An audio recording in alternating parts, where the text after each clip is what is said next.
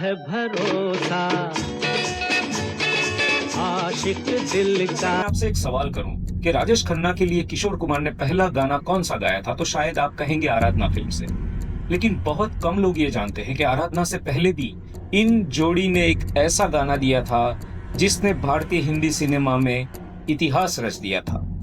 वो शाम कुछ एक ऐसा किस्सा हुआ था जिसने भारतीय सिनेमा के संगीत के इतिहास की दशा बदल दी थी। क्या आप यकीन करेंगे? एक नया अभिनेता जिसने अभी अभी बॉलीवुड में कदम रखा था, उसने एक दिन भारत के महान संगीतकार और गायक हेमंत कुमार से यह कह दिया कि दादा प्लीज ये गाना आप मत गाइए। और हैरानी की बात, हेमंत कुमार नाराज नहीं हुए, बल्कि उन्होंने एक ऐसा फैसला लिया जिसने आगे चलकर बॉलीवुड को राजेश खन्ना और किशोर कुमार की सबसे ऐतिहासिक जोड़ी दे दी। दोस्तों, आज की इस दिलचस्प कहानी में हम आपको बताएंगे उस गाने की बात जिसने हिंदी सिनेमा का इतिहास बदल दिया। ये कहानी शुरू होती है साल 1968 के आसपास। उस दौर में मशहूर निर्देशक आसिफ सेन एक बेहद संवेदनशील और भावनात्मक फिल्म बना रहे थे, खामोशी। फिल्म की कहानी जितनी गहरी थी उतना ही गहरा उसका संगीत भी होना था। इसलिए आसिफ सेन ने संगीत की जिम्मेदारी सौंपी महान संगीतकार और गायक हेमंत कुमार को। हेमंत कुमार उस समय भारतीय सिनेमा के सबसे सम्मानित संगीतकारों में गिने जाते थे। उनकी आवाज में एक अजीब सा दर्द, एक सुकून और एक गहराई थी जो सीधे दिल में उतर जाती थी।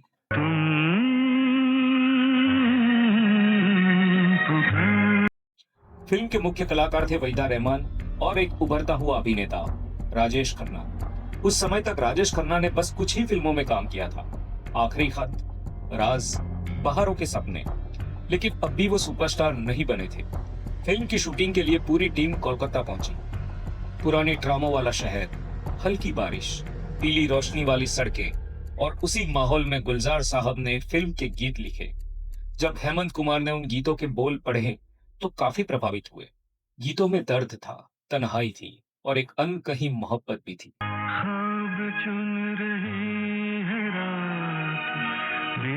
आसिफ सेन, हेमंत कुमार और राजेश खन्ना तीनों बैठकर गानों पर चर्चा कर रहे थे। उसी दौरान हेमंत कुमार ने कहा, मैं फिल्म के 2 गाने खुद गाऊंगा, लेकिन एक गीत दोस्त कहां कोई तुम सा वो मन्ना डे को देना चाहिए।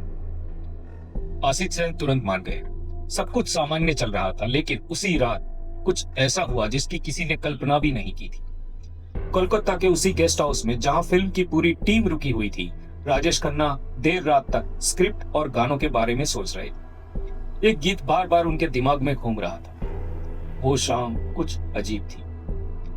राजेश खन्ना को लग रहा था इस गाने में कुछ अलग चाहिए, कुछ ऐसा जो सीधे दिल को छू जाए, लेकिन वो बात किसी से कह नहीं पाए।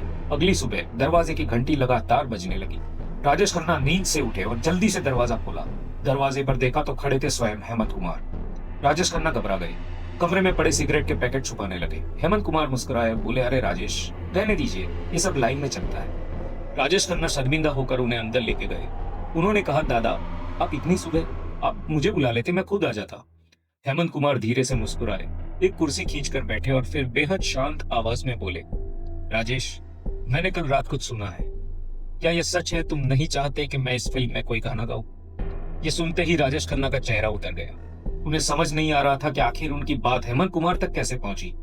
कुछ पल की खामोशी के बाद उन्होंने धीरे से कहा, दादा, मैं सिर्फ एक गाने के लिए एक अलग आवाज चाहता हूं। हेमंत कुमार को लगा शायद राजेश खन्ना मोहम्मद रफी का नाम लेंगे, क्योंकि उनकी शुरुआती फिल्मों में रफी साहब पहले ही उनके लिए गा चुके थे। लेकिन राजेश खन्ना ने जो नाम लिया उसे सुनकर हेमंत कुमार भी कुछ सेकंड के लिए चौंक गए। राजेश खन्ना बोले, मैं इस गाने में किशोर दा को चाहता हूँ। हेमंत कुमार ने हैरानी से पूछा कि किशोर कुमार? उन्होंने तो तुम्हारे लिए कोई भी गाना नहीं गाया है। राजेश खन्ना ने जवाब दिया, मुझे पता है दादा, लेकिन जब मैंने इस गाने के बोल पढ़े तो मुझे लगा यह गाना जैसे किशोर दा की आवाज के लिए ही बना है। कमरे में कुछ पल सन्नाटा छा गया। हेमंत कुमार सोच में पड़ गए। वो पहले भी किशोर कुमार के साथ काम कर चुके थे। वो जानते थे कि किशोर कुमार की आवाज में एक अलग तरह की भावनात्मक गहराई है, खास कर सैड सॉन्ग्स में। कुछ देर बाद हेमंत कुमार मुस्कुराए और बोले, ठीक है, ये गाना किशोर कुमार ही गाएंगे। राजेश खन्ना ने राहत की सांस ली। हेमंत कुमार ने उसी समय फैसला कर लिया कि वो खुद किशोर कुमार से बात करेंगे।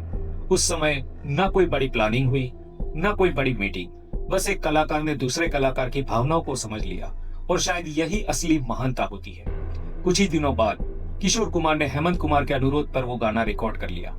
मजेदार बात यह थी, उन्होंने ये भी ठीक से नहीं पता था कि यह गीत किस अभिनेता पर फिल्माया जाएगा, लेकिन जैसे ही उनकी आवाज रिकॉर्ड हुई, कुछ जादू हो गया। वो शाम कुछ अजीब थी। क्या गीत था वो शाम कुछ अजीब थी। ये सिर्फ एक गाना नहीं रहा, ये एक एहसास बन गया। रिलीज होते ही पूरे देश इस गीत में खो गया।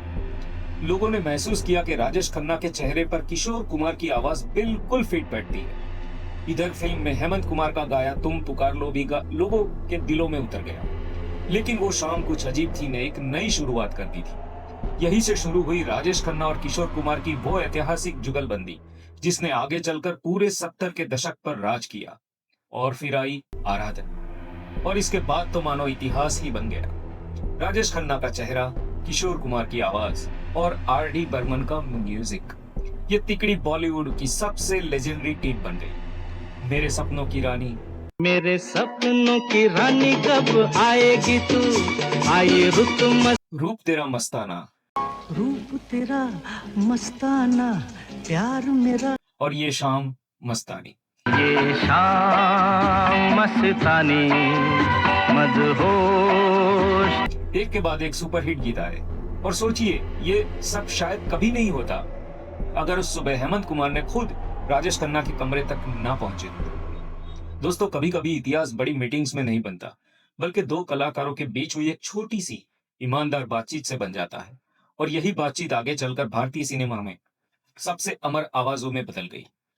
अब आप हमें कमेंट करके जरूर बताइए, क्या आपको भी लगता है कि वो शाम कुछ अजीब थी सिर्फ और सिर्फ किशोर कुमार की आवाज में ही अमर हो सकता था, या कोई और गायक उसे गाता फिर भी ये गीत अमर हो सकता था?